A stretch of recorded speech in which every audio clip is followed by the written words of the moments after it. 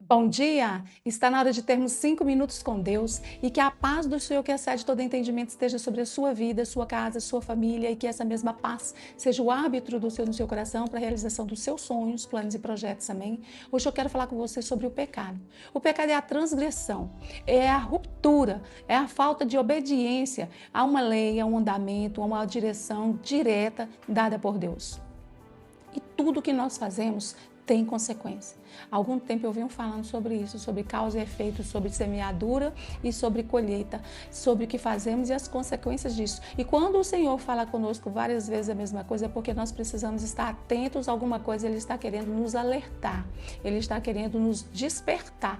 Então, é bom que você preste atenção em alguma coisa na sua vida, em alguma situação, em algum cenário, porque o Senhor está falando contigo, certo?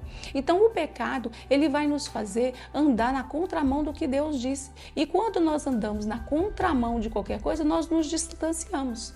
É simples. Se nós estamos aqui, pegamos o carro andando para cá, a gente vai estar contra isso aqui. Estamos caminhando para uma situação oposta. E é isso que o pecado faz nas nossas vidas em relação a Deus. O primeiro homem a pecar foi Adão. E Adão, quando ele peca, ele sai do jardim. O Senhor é dono do jardim. Então, o que vai acontecer? Quem vai perder? Adão, ele perde. Ali ele sai daquele lugar. O Senhor vai falar com Caim depois. Quando Caim mata Abel, o Senhor conversa com Caim. Caim ainda é mal educado. E o Senhor dá uma repreensão nele. E o que ele faz?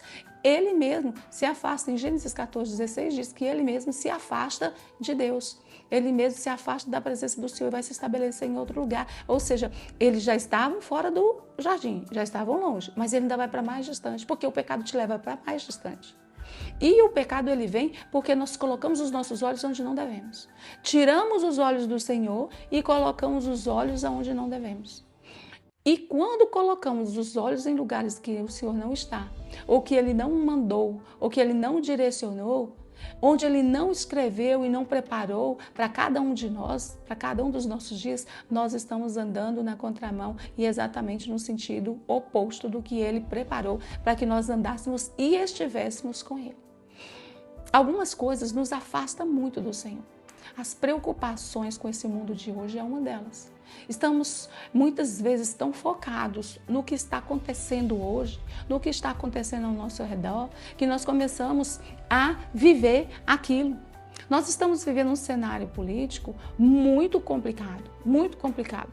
E tem dois lados opostos. Quem está do lado da situação, ele quer sufocar a oposição. Quem está na oposição quer sufocar quem está na situação. Não estou dizendo quem está certo nem quem está errado, apesar de eu ter os meus pensamentos. Mas começa... não se ora, não se olha para Deus, não se espera em Deus e começa a gerar aquela animosidade. Por quê? Porque os olhos saem do Senhor e olham para a situação. Muitas vezes essas preocupações elas se alargam do ponto de vista da saúde, elas se alargam do ponto de vista de família e elas vai tomando proporções financeiras. E aí os olhos começam a ficar cada vez mais naquele lugar e mais distante do poder e da autoridade que Deus tem. Se esquece e se foca no que não deve. E isso daí gera um afastamento de Deus. Outras coisas também afastam muito a pessoa de Deus, quando ele coloca os olhos no dinheiro e no poder. Deus ele não tem nada contra o poder, nada contra o dinheiro, porque ele que instituiu as autoridades, ele que trouxe prosperidade para nós, as promessas dele são para nós, mas ele diz o seguinte: quando nós obedecemos, porque aí nós recebemos de forma abençoada e temos que entender que também não é só para nós. Nós precisamos abençoar outros de alguma forma, com o cargo que ocupamos, com o dinheiro que temos, seja lá com o que for. É para abençoarmos. A parte do Senhor nos diz que é para amar Deus sobre todas as coisas e ao próximo como a nós mesmos. Só que tem pessoas que elas esquecem de tudo para viver seu dinheiro e viver o seu poder.